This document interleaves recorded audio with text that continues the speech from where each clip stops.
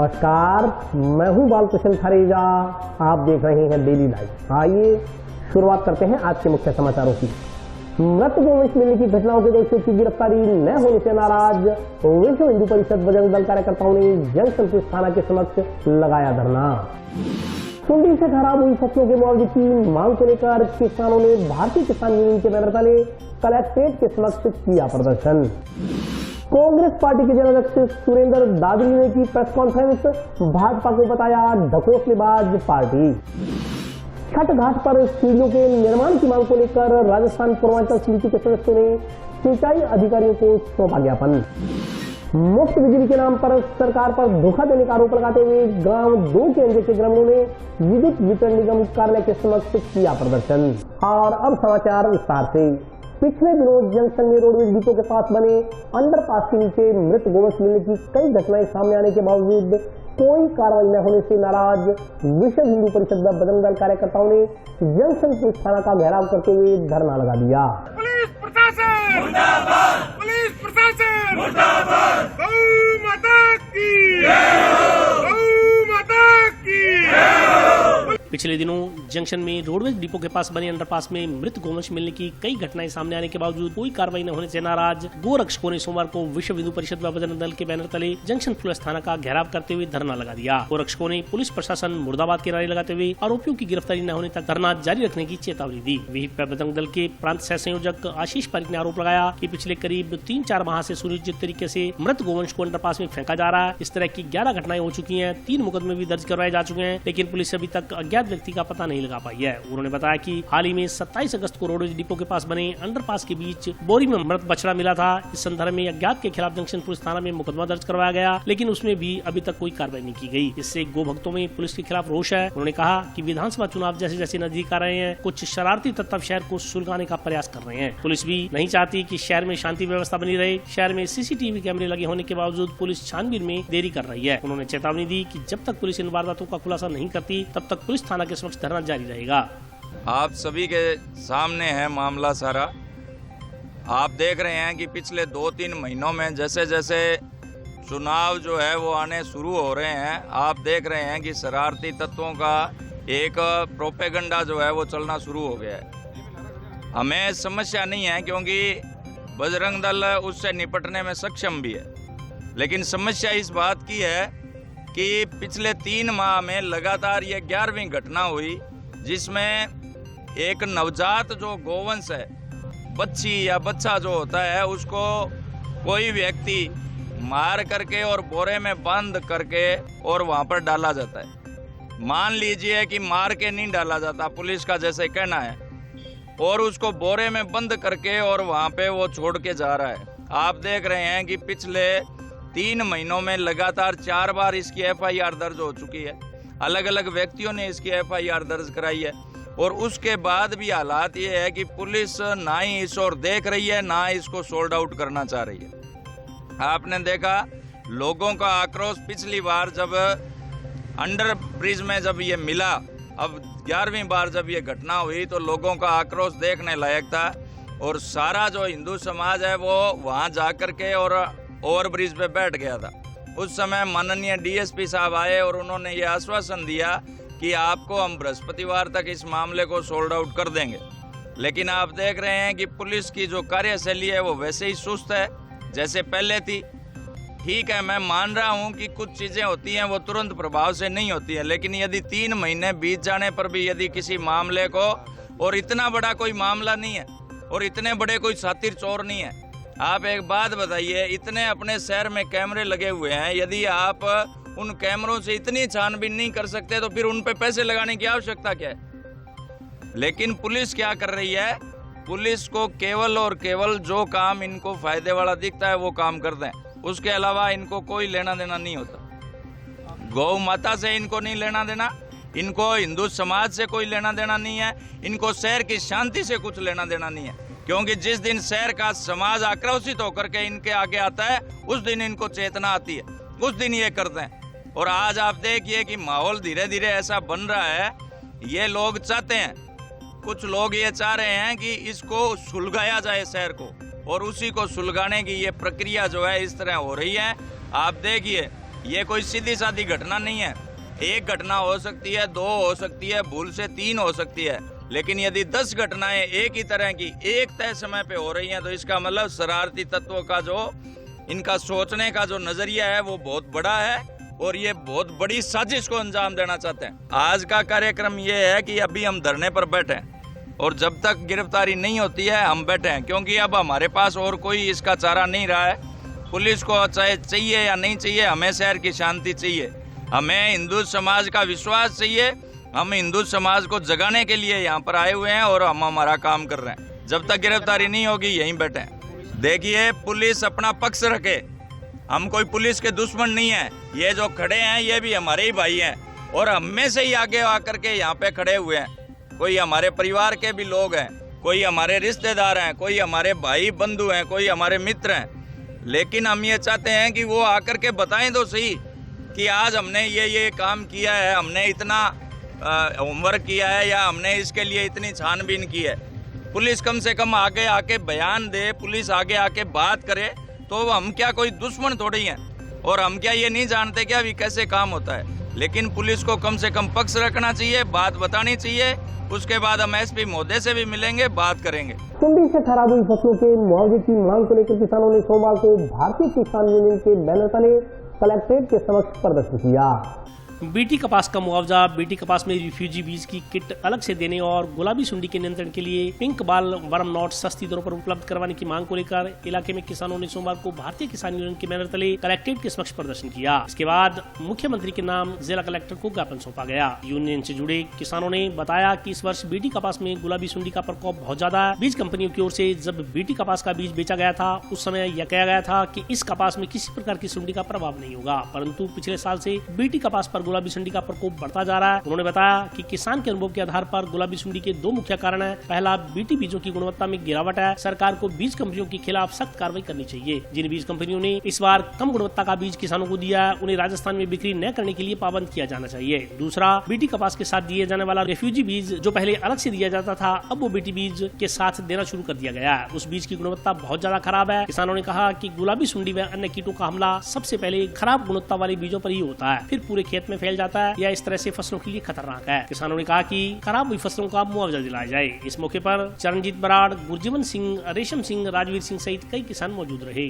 इस बार जब से नरमे में फूल आने शुरू हुए और टिंडे बनने शुरू हुए तभी से सुंडी का जो प्रकोप है नरमे पर दिनों दिन बढ़ रहा है और पिछले 10 दिनों से हम देख रहे हैं कि पूरी नरमे की जो फसल है पंजाब, हरियाणा, राजस्थान में जो बीटी कॉटन की फसल है वो तहस नहस हो चुकी है।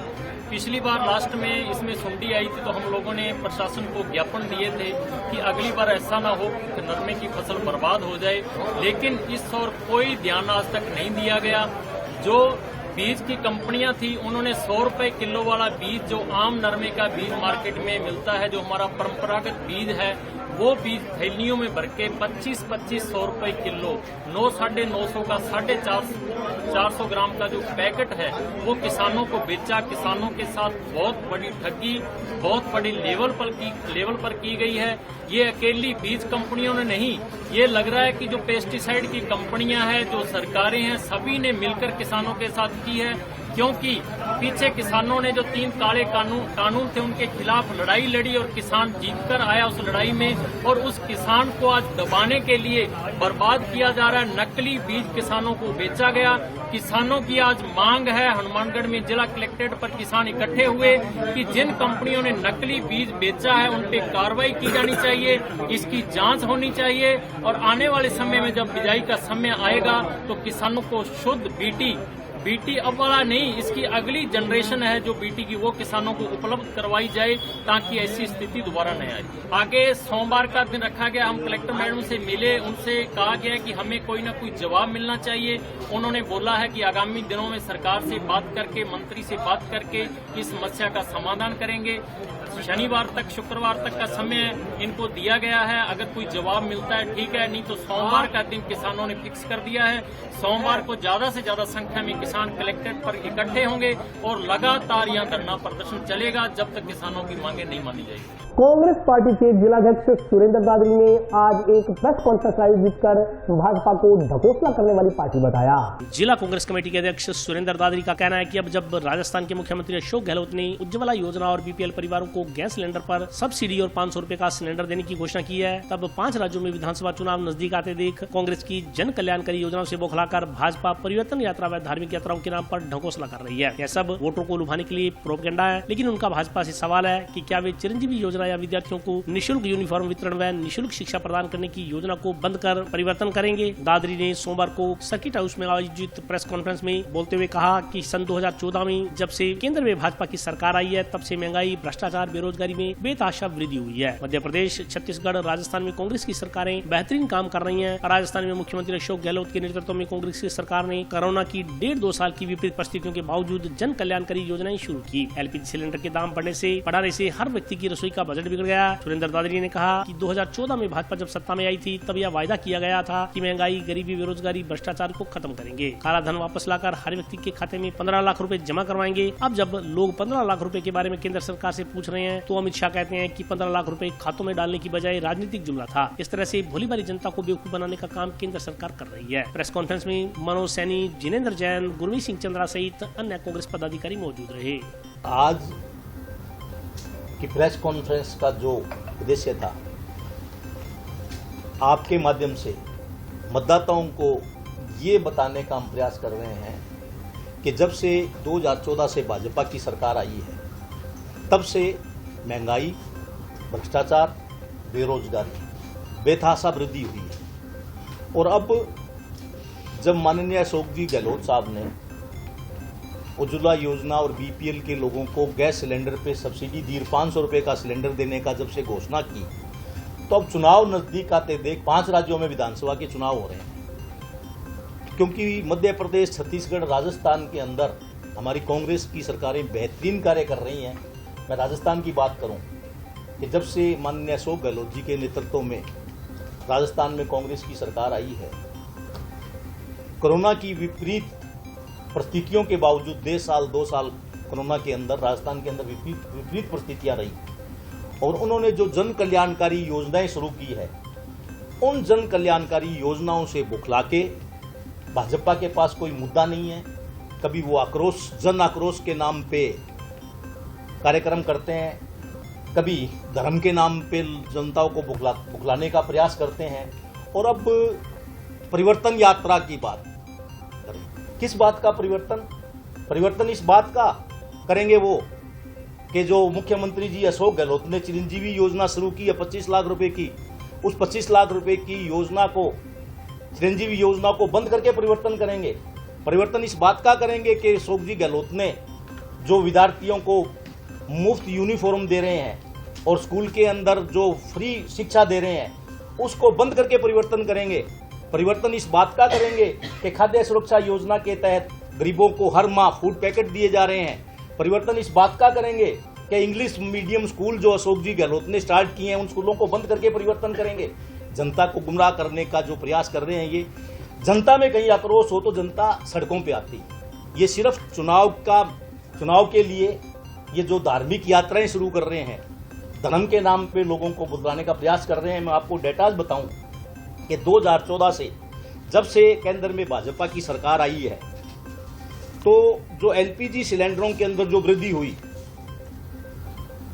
2014 से लगातार आप देख रहे हैं कि एलपीजी सिलेंडरों के अंदर रेट में वृद्धि हो रही है। और आज जो 450 रुपए के अंदर सिलेंडर मिलता था, वो 1150 रुपए का सिलेंडर मिल रहा था। और पिछले 7 साल में, 9 साल में इनकी सत्ता के बाद में करीब 32 करोड़ लोगों से एलपीजी सिलेंडर के दाम बढ़ा के लगभग 68,07,002 करोड़ रुपए जो है जनता से एक्स्ट्रा इन्होंने वसूल किए। इसी तरह से उज्ज्वला योजना के नाम पे बहनों को सिलेंडर दिए, लेकिन बाद में वो सब्सिडी खत्म करके उनके उसमें से काट रहे थे। तो सब उज्ज्वला योजना के सिलेंडर कोई भी बहन जो है गरीब औरत नहीं भरवा पा रही थी, और उनसे भी सब्सिडी के न वो जो पैसे वसूलने के नाम पे 68,702 लाख करोड़ रुपए उनसे भी वसूल किए। तो अब जब अशोक जी गहलोत ने पिछले अप्रैल से 500 रुपए का सिलेंडर देना शुरू किया तो 200 रुपए सस्ते करके आगामी 5 विधानसभा चुनाव में जनता को लुभाना चाहती है। पहले कम करने चाहिए थे और इतने रेट बढ़े क्यों?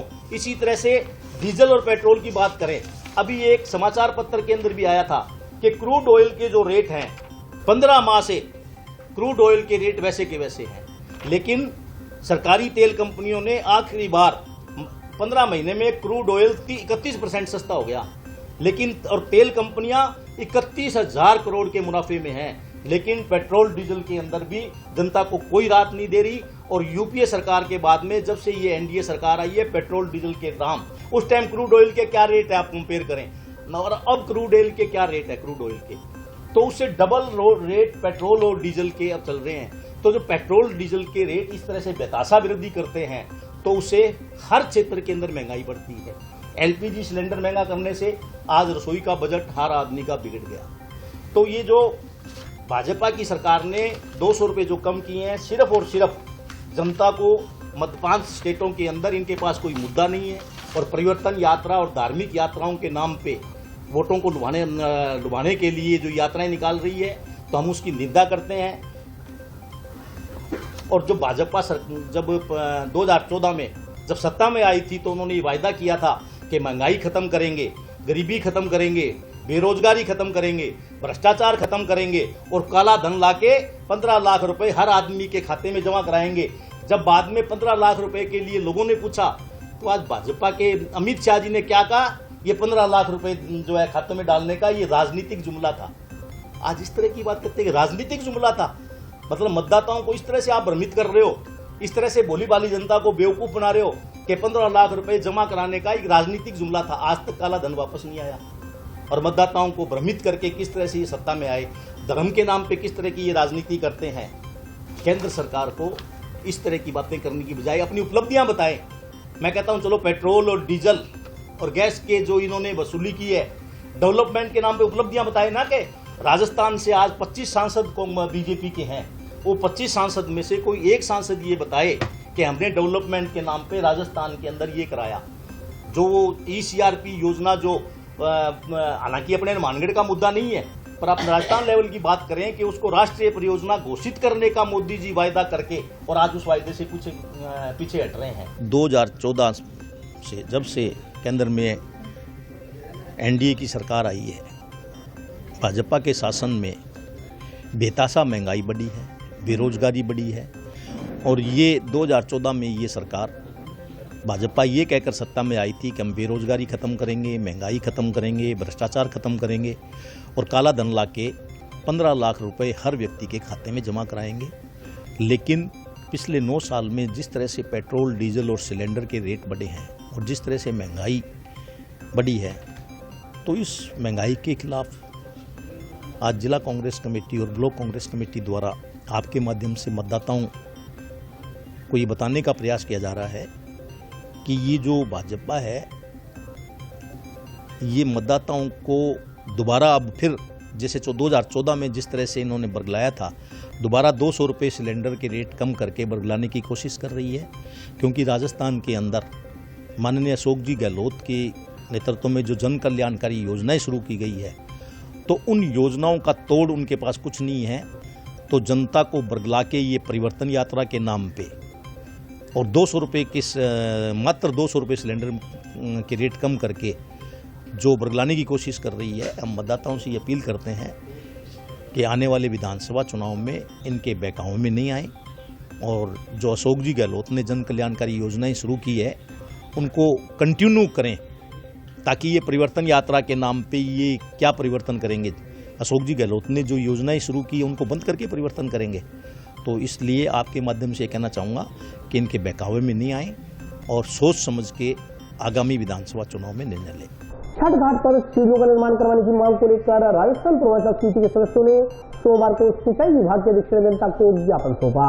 छठ घाट पर सीढ़ियों का निर्माण करवाने की मांग को लेकर राजस्थान पूर्वांचल समिति के सदस्यों ने सोमवार को सिंचाई विभाग के अधीक्षण अभियंता को ज्ञापन सौंपा। समिति सदस्यों ने बताया कि पूर्वांचल समिति की ओर से हर साल छठ पर्व मनाया जाता है। सोमवार से पर्व की तैयारियां शुरू हो चुकी हैं। नहर पर बने छठ घाट पर सीढ़ियों का निर्माण करवाने की मांग सिंचाई विभाग अधिकारियों से की गई है। उन्हें उम्मीद है कि यह शीघ्र ही पूरी हो जाएगी। उन्होंने कहा कि पूर्व में भी इस मांग से अधिकारियों को अवगत करवाया गया था। उन्होंने कहा कि पूर्व में जब सिंचाई विभाग के अधीक्षण अभियंता से मिले तो उन्होंने नहर पर छठ पूजा स्थल पर सीढ़ियों की सौगात देने के लिए आश्वस्त किया था, लेकिन अभी तक वह मांग पूरी नहीं हुई है। अब वे पुनः घाट पर सीढ़ियों का निर्माण, साफ सफाई सहित अन्य व्यवस्थाएं करवाने की मांग को लेकर अधिकारियों से मिले हैं। उन्होंने बताया कि इस बार पूर्वांचल समाज के प्रतिभावान विद्यार्थियों को भी सम्मानित किया जाएगा। प्रतिभा सम्मान समारोह के लिए टाउन एंड जंक्शन में अलग अलग केंद्र बनाए गए हैं, जहाँ आवश्यक दस्तावेज जमा करवाए जा सकेंगे। इस मौके पर मुकेश गुप्ता, विकास कुमार, पवन श्रीवास्तव, विनोद कुमार, विजय सिंह चौहान, सुरेश कुमार, वीरेंद्र कुमार, अशोक कुमार, उमाशंकर सहित अन्य कार्यकर्ता मौजूद रहे। हमारा जो छठ पर्व है वो आने वाला है और पिछली बार भी जो सिंचाई विभाग के एससी साहब हैं उनसे हमने निवेदन भी किया था और उन्होंने हमें आश्वासन भी दिया था कि जो हमारा जो ये छठ पूजा स्थल है नहर पर, वहाँ क्या कि सीढ़ियों की सौगात देंगे। लेकिन पिछली बार निवेदन करने के बावजूद अभी तक वो मांग हमारी पूरी नहीं हो पाई। इसीलिए आज हम सभी जो पूर्वांचल समाज के, अन्य समाज के, हनुमानगढ़ के सभी लोग जो इकट्ठे होकर आए हैं और यहाँ एससी साहब को ज्ञापन दे के जा रहे हैं कि भाई हमारी जो मांग है सीढ़ी वाली, ताकि बड़े आराम से, बड़े सुसज्जित तरीके से जो हमारा जो पर्व है वो हो सके, इसके लिए आज हम ज्ञापन दे रहे हैं। हर वर्ष की भांति अपने पूर्वांचल समिति के द्वारा सभी समाज के सहयोग से, पूरे हनुमानगढ़ के सहयोग से पर्व मनाया जाता है और इसकी तैयारी जो है आज से शुभ आरंभ हो चुकी है। हम लोग सिंचाई अधिकारी को ज्ञापन देने आए हैं कि जो हमारा जो घाट है छठ का, जो नहर, उसको सुचारू रूप से निर्माण किया जाए। पहले भी हमने डिमांड रखी थी और आज भी हम लोग डिमांड रखने आए हैं भी जो घाट है उसके अंदर वृद्धि की जाए, उसकी जो पौड़ियाँ हैं वो सुचारू रूप से बनाई जाए और सफाई व्यवस्था सारी जो है सुचारू रूप से हो, ताकि पानी की व्यवस्था सुचारू रूप से बन सके। और हमारे पूर्वांचल समिति के द्वारा जो आज ज्ञापन दिया जा रहा है उसमें सभी भाई हमारे साथ में हैं। सभी हनुमानगढ़ वासियों का पूर्ण सहयोग रहता है इस पर्व में और धूमधाम से पर्व मनाया जाएगा। गांव 2 केंद्र के ग्रामीणों ने मुफ्त बिजली के नाम पर धोखा देने का आरोप लगाते हुए विद्युत वितरण निगम कार्यालय के समक्ष प्रदर्शन किया।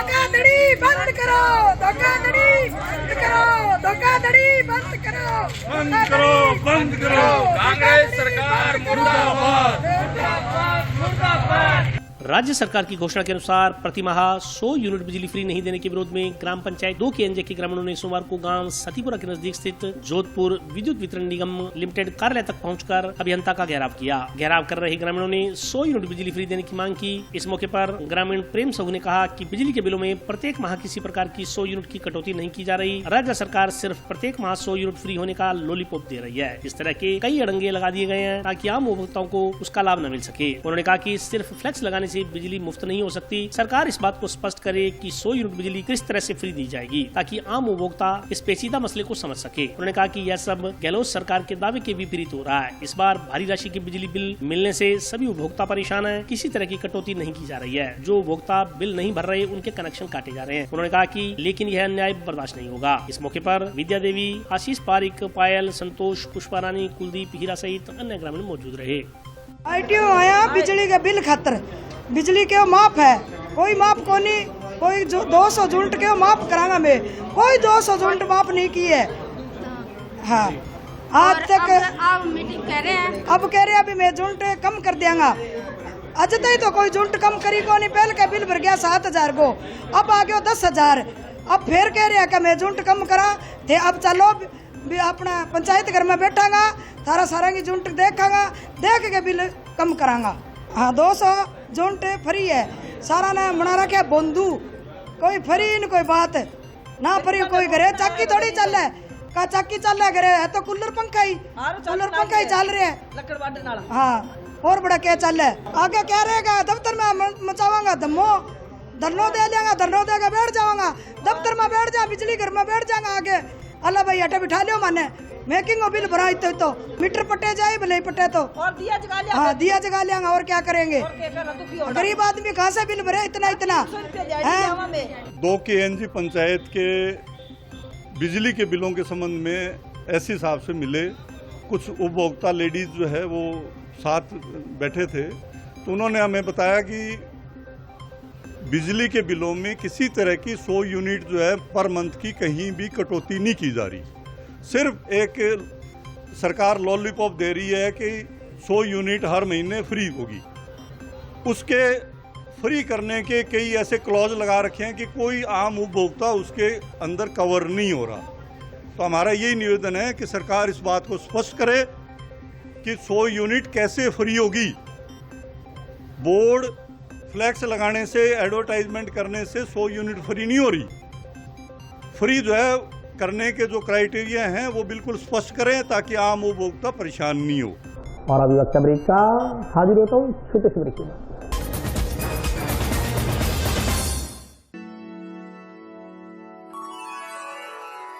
यूं तो कई बार मुझे हंसते देखा है, पर ये हंसी कुछ और है। ये गहना मुझ पर जचता है, पर ये महज एक गहना नहीं। ये रूपरेखा है मेरे मन की, हंसती खिलखिलाती लहरों की, जो आतुर थी अब तक मुझ पर सजने को। इसलिए ये गहना ही मेरा सच्चा श्रृंगार है, श्रृंगार है, श्रृंगार है।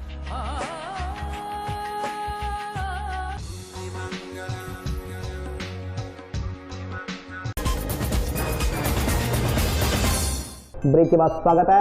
आइए नजर डालते हैं अगले समाचारों पर। महिला पुलिस थाना में दुष्कर्म के आरोप में दर्ज मुकदमे के आरोपी की गिरफ्तारी न होने से नाराज पीड़िता ने सोमवार को पुलिस अधीक्षक कार्यालय के समक्ष बेमियादी धरना शुरू कर दिया। महिला पुलिस थाना में दुष्कर्म के आरोप में दर्ज मुकदमे में आरोपी की गिरफ्तारी न होने से नाराज पीड़िता ने सोमवार को पूर्व घोषणा अनुसार जिला पुलिस अधीक्षक कार्यालय के समक्ष बेमियादी धरना शुरू कर दिया। इस संदर्भ में दुष्कर्म पीड़िता ने 2 दिन पहले ही पुलिस अधीक्षक को ज्ञापन सौंप आरोपी की गिरफ्तारी नहीं होने पर सोमवार से धरना लगाने की चेतावनी दी थी। पीड़िता ने बताया कि उसने महिला पुलिस थाना में राम गोपाल नामक व्यक्ति के खिलाफ दुष्कर्म के आरोप में FIR दर्ज करवाई थी, लेकिन जाँच अधिकारी की ओर से इस मुकदमे में अभी तक कोई संतोषजनक कार्रवाई नहीं की गई है। इस कारण आरोपी का हौसला दिन प्रतिदिन बढ़ता जा रहा है। आरोपी की ओर से उसे धमकाया जा रहा है। इस संदर्भ में भी उसने महिला पुलिस थाना में सूचना दी, परंतु पुलिस ने कोई कार्रवाई नहीं की। पीड़िता ने जांच अधिकारी के आरोपी के दबाव में होने का आरोप लगाते हुए SP से गुहार लगाई कि आरोपी को शीघ्र गिरफ्तार कर न्याय दिलवाने के लिए जांच अधिकारी को निर्देशित किया जाए। उसने चेतावनी दी कि आरोपी की गिरफ्तारी न होने तक उसका धरना जारी रहेगा। मैंने 5 अगस्त को FIR करवाई थी महिला थाने में और बयान भी मेरे हो गए हैं और आरोपी को अभी तक गिरफ्तार नहीं कर रहे हैं। मैं SP ऑफिस भी गई थी, वहाँ पे एप्लीकेशन दी है मैंने। SP की तरफ से भी कोई सुनवाई नहीं हो रही है और फिर मैं दोबारा महिला थाने गई थी। मेरी एप्लीकेशन मेरे मुंह के सामने फाड़ के डस्टबिन में डाल दी है। तुम चाहती हो कि 5 दिन में कार्रवाई हो, तो ऐसा नहीं हो सकता। ये महिला थाने के SHO ने कार्रवाई हम अपने हिसाब से करेंगे, तुम्हारे कहने से कार्रवाई नहीं होती। मामला सर रामगोपाल शर्मा मुझे ब्लैकमेल करता था, मेरे पास कॉल मैसेज करके मेरे दोनों घर छुड़वा दिए सर, और घर से निकलवा दिया मुझे। अब वो मुझे मारने की धमकी दे रहा है। हाँ, धमकियाँ मिल रही है। मेरा घर परिवार को दबाव में ले रखा है, पैसे लेके राजीनामा करने का दबाव बना रहे हैं मेरे पे। मेरी सुनवाई नहीं हो रही है, इसलिए मैं यहाँ आज धरने पे बैठी हूँ। उसको गिरफ्तार करो। मैं CM हाउस के पास आगे धरना लगाऊंगी। फिर अगर यहाँ मेरी कोई नहीं सुन रहा है तो फिर मैं वहाँ जाके कार्रवाई करूंगी। सुरेशिया निवासी मिश्रा नाम भाट नामक व्यक्ति ने पुलिस अधीक्षक को ज्ञापन देकर अपनी नाबालिग पुत्री को बरामद करवाए जाने की मांग की है। सुरेशिया निवासी मिश्रा राम पुत्र रत्ना राम भाट ने पुलिस अधीक्षक को ज्ञापन देकर उसकी नाबालिग पुत्री को बरामद करवाए जाने की मांग की है। दिए गए ज्ञापन में कहा गया है कि प्रार्थी द्वारा जंक्शन थाना में अपनी नाबालिग बेटी को कुछ लोगों द्वारा उठाए ले जाने के मामले में मुकदमा दर्ज करवाया गया था। मुकदमा दर्ज करवाए हुए 1 माह से भी अधिक का समय बीत चुका है, लेकिन जांच अधिकारी द्वारा आरोपियों के विरुद्ध कोई कार्रवाई नहीं की गई है, न ही प्रार्थी की नाबालिग पुत्री को बरामद करवाया जा रहा है। ज्ञापन में कहा गया है कि कुछ लोगों ने उसकी नाबालिग पुत्री को जबरन बंधक बनाकर रखा हुआ है। पुलिस को इस संदर्भ में अवगत भी करवा दिया गया है, मगर पुलिस उसकी बेटी को बरामद नहीं करवा रही। लड़की को उठा के ले गए और अभी तक हमारी कोई सुनवाई नहीं हो रही। 1 महीने से ऊपर हो गया, पुलिस प्रशासन कुछ नहीं कर रही है। सुरेशिया से 57 नंबर वार्ड से पुलिस के पास जाते हैं तो पुलिस कभी सिटी थाना भेजती है, सिटी थाना से सदर थाना भेजती है, सदर थाना से चौकी भेजते हैं। चक्कर कटवा रहे हैं और कोई सुनवाई नहीं हो रही। कोई वीडियो दे रहे हैं तो वीडियो बोल रहे हैं इनके खिलाफ कोई कार्रवाई नहीं होगी, कोई एक्शन नहीं लिया जाएगा। मांग ये कर रहे सर, 1 घंटे का टाइम दिया इन्होंने सर हमारे को। जंक्शन स्थित सत्संग स्कूल प्रबंध समिति ने सोमवार को स्कूल के विद्यार्थियों को सिख गुरुओं के इतिहास को प्रदर्शित करती फिल्म मस्तानी दिखाई।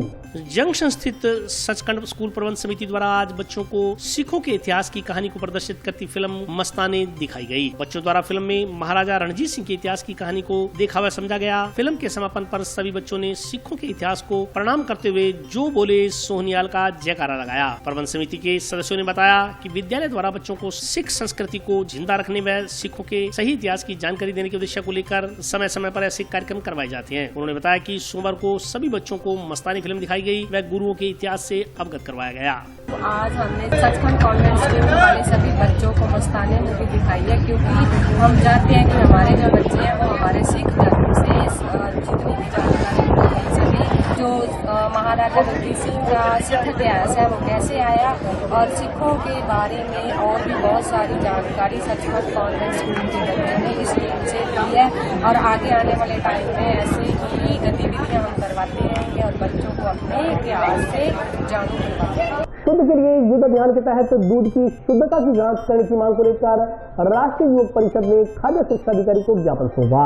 शुद्ध के लिए युद्ध अभियान के तहत दूध की शुद्धता की जांच करने की मांग राष्ट्रीय युवक परिषद ने की है। इस संदर्भ में सोमवार को परिषद सदस्यों ने चिकित्सा एवं स्वास्थ्य विभाग के खाद्य सुरक्षा अधिकारी को ज्ञापन सौंपा। ज्ञापन में कहा गया है कि जंक्शन व टाउन शहर में जो दूध सप्लाई होता है वह मिलावटी है। इस दूध के सेवन से शहरवासियों के स्वास्थ्य पर प्रतिकूल प्रभाव पड़ रहा है। सुबह व शाम दूधिये साइकिल दोपहिया वाहनों में जो दूध गाँव से लेकर आते हैं उसमें पानी व क्रीम निकालकर दूध सप्लाई किया जा रहा है। कई दूध विक्रेता ऐसा जघन्य कार्य करते हैं जो केमिकल से दूध बनाकर जनता को बेच रहे हैं। इस मिलावटी दूध के सेवन से गंभीर बीमारियां फैल रही हैं। उन्होंने दूध में पानी या अन्य पदार्थ मिलाकर मिलावट करने वाले व क्रीम निकालकर दूध विक्रय करने वालों के खिलाफ कानूनी कार्रवाई करने व भारी जुर्माना लगाने की मांग की है। इसके लिए दूध की गुणवत्ता की जाँच करने की भी मांग की गई है। ज्ञापन देने वालों में प्रवीण जैन, दिनेश शर्मा, गोपी किशन, धीरज बंसल, कैलाश गोदारा, बलराम सहित अन्य सदस्य मौजूद रहे। आज राष्ट्रीय युवक की तरफ से दूध के लिए शुद्ध का एक अभियान चलाया 2 महीने का। इसके अंदर हम सभी दूध वालों की शुद्धता की जांच कराना चाहते हैं, जिसके अंदर साइकिल वाले भी होंगे, मोटरसाइकिल वाले भी होंगे और जो दूध बेचने वाले हैं जैसे डेयरी वाले उनकी जांच कराना चाहते हैं। और इसमें हमने ये निवेदन किया है कि जो पानी मिला रहा है या दे रहा है उस पर दंड लगा दिया जाए। जो नकली दूध बेच रहा है उसे जमानत पे नहीं होना चाहिए, उसको सख्त से सख्त सजा देनी चाहिए। इस मसले में हमारी उच्च अधिकारियों से, माननीय कलेक्टर साहब से, एसपी साहब से, दोनों से बातचीत हो गई है। वो भी इंटरेस्टेड इस मामले में, तो ये ज्ञापन देंगे। विभिन्न मांगों को लेकर कलेक्ट्रेट के समक्ष चल रहा राजस्व कर्मियों का धरना सोमवार को 8वें दिन भी जारी रहा।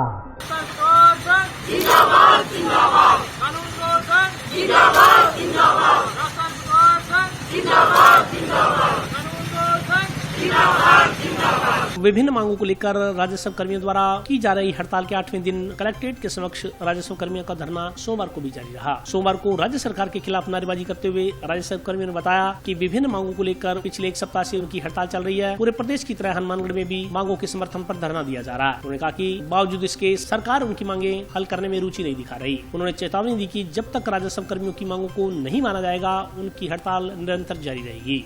आज धरने का 8वां दिन है और संपूर्ण राजस्थान में धरना चल रहा है। फिर राजस्थान राजस्व परिषद के आह्वान पे ये धरना हमने चला रखा है और राज्य सरकार से हमने 6 मांगे मांगी है, जिनका आज दिनांक तक किसी प्रकार का कोई समझौता लागू हुआ नहीं है। और सरकार जब तक हमारी जो बातें हैं, जो मांगे पूरी नहीं करेगी, तब तक ये धरना जारी रहेगा। और जैसे भी हमें उच्च निर्देश प्राप्त होंगे उसी अनुसार हम आगे धरना प्रदर्शन करेंगे। हो सकता है कार्य बहिष्कार भी करें, जैसा भी हमें निर्देश प्राप्त होगी।